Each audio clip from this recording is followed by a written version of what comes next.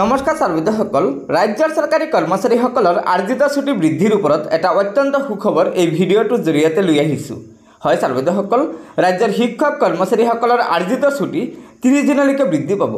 হয়, আমি আজিৰ এই সুখবৰটো জানি ল'ম। তাৰ আগতে আপোনালোকক এটা অনুগ্ৰহ কৰি আমাৰ এই ভিডিঅ'টো লাইক শ্বেয়াৰ কৰিব আৰু পৰৱৰ্তী সময়ত চৰকাৰী কৰ্মচাৰীসকলৰ বিভিন্ন খবৰসমূহ পোনপ্ৰথমে পাবলৈ অনুগ্ৰহ কৰি আমাৰ এই চেনেলটো ছাবস্ক্ৰাইব কৰি ল'ব। ছাত্ৰসকল, আমাৰ সদৌ অসম কৰ্মচাৰী পৰিষদে ৰাজ্যৰ শিক্ষক কৰ্মচাৰীসকলৰ আৰ্জিত ছুটি 30 দিনলৈকে বৃদ্ধি কৰিবলৈ মুখ্যমন্ত্ৰী ডাঙৰীয়াক এই পত্ৰখন দিছে। পত্ৰখনৰ জৰিয়তে মুখ্যমন্ত্ৰী ডাঙৰীয়াক জনাইছে যে আমাৰ ৰাজ্যৰ শিক্ষা বিভাগৰ বাহিৰে আন বিভাগৰ কৰ্মচাৰীসকলে 12 দিনৰ কেজুৱেল লিভ লাভ কৰে। ঠিক তেনেদৰে আমাৰ শিক্ষক কৰ্মচাৰীসকলেও বছৰি 12 দিনৰ CL পায় আৰু অন্যান্য বিভাগৰ কৰ্মচাৰীসকলে যেনেকৈ আৰ্ন লিভ অৰ্থাৎ আৰ্জিত ছুটি পায় 30 দিনৰ, কিন্তু আমাৰ ৰাজ্যৰ শিক্ষক কৰ্মচাৰীসকলে বছৰি আৰ্জিত ছুটি পায় মাত্ৰ 10 দিনৰ।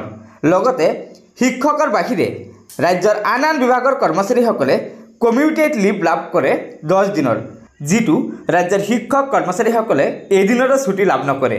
আনহাতে হলিডে, সেকেন্ড স্যাটাৰডে, ফোৰ্থ স্যাটাৰডে মুঠ 24 দিনৰ ছুটি পায় ৰাজ্যৰ অন্যান্য বিভাগৰ কৰ্মচাৰীসকলে, যিটোৰ সুবিধা ৰাজ্যৰ শিক্ষক কৰ্মচাৰীসকলে নাপায়।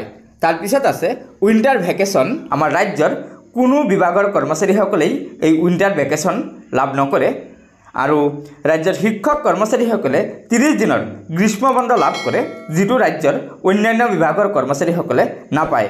অৰ্থাৎ আমাৰ ৰাজ্যৰ শিক্ষক কৰ্মচাৰীসকলে বছৰি মুঠ ছুটি লাভ কৰে 52 দিনৰ। আনহাতে ৰাজ্যৰ অন্যান্য বিভাগৰ কৰ্মচাৰীসকলে বছৰি মুঠ ছুটি লাভ কৰে 76 দিনৰ। হয় ছাত্ৰসকল, যদিও আমাৰ ৰাজ্যৰ শিক্ষক কৰ্মচাৰীসকলে 30 দিনৰ গ্ৰীষ্ম বন্ধ পায়, তথাপিতো ৰাজ্য চৰকাৰৰ SSR নিৰ্দেশ অনুযায়ী শিক্ষক কৰ্মচাৰীসকল বিদ্যালয়ত যাব লাগে। ইয়াৰ বাহিৰেও গ্ৰীষ্ম বন্ধত অনাশৈক্ষিক কাৰ্য যেনে নিৰ্বাচন, সেন্সাছ, বানপানীৰ ডিউটি আদি কৰিব লাগে। যদিও শিক্ষক কৰ্মচাৰীসকলে ৰাজ্যৰ অন্যান্য কৰ্মচাৰীসকলৰ দৰে চাকৰি জীৱনত 300 দিনৰ আৰ্জিত ছুটি লাভ কৰিব লাগে, কিন্তু ইয়াৰ ওপৰত ৰাজ্য চৰকাৰে কোনো ব্যৱস্থা লোৱা নাই।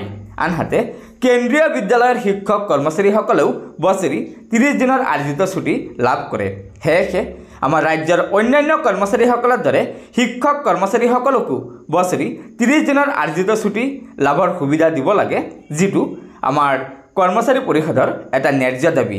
হয় ছাত্ৰসকল, কৰ্মচাৰী পৰিষদৰ বাৰ্ষিক অধিৱেশনত মুখ্যমন্ত্ৰী ডাঙৰীয়াই যদিও ৰাজ্যৰ শিক্ষক কৰ্মচাৰীসকলৰ আৰ্জিত ছুটি 30 দিনলৈকে বৃদ্ধি কৰাৰ ওপৰত সঁহাৰি দিছিল, কিন্তু এতিয়ালৈকে মুখ্যমন্ত্ৰী ডাঙৰীয়াই শিক্ষক কৰ্মচাৰীসকলৰ আৰ্জিত ছুটি বৃদ্ধিৰ ওপৰত কোনো সিদ্ধান্ত লোৱা নাই। সেয়েহে আমাৰ সদৌ অসম কৰ্মচাৰী পৰিষদে পুনৰ এই পত্ৰখনৰ জৰিয়তে মুখ্যমন্ত্ৰী ডাঙৰীয়াক বিষয়টো অৱগত কৰিছে। গতিকে ছাত্ৰসকল, আশা কৰিছোঁ আমাৰ ৰাজ্যৰ মুখ্যমন্ত্ৰী ডাঙৰীয়াই অতি শীঘ্ৰে ৰাজ্যৰ শিক্ষক কৰ্মচাৰীসকলৰ আৰ্জিত ছুটি বৃদ্ধিৰ ওপৰত সিদ্ধান্ত ল'ব। গতিকে ছাত্ৰসকল, এয়া নিশ্চয় আমাৰ ৰাজ্যৰ শিক্ষক কৰ্মচাৰীসকলৰ বাবে এটা অত্যন্ত সুখবৰ।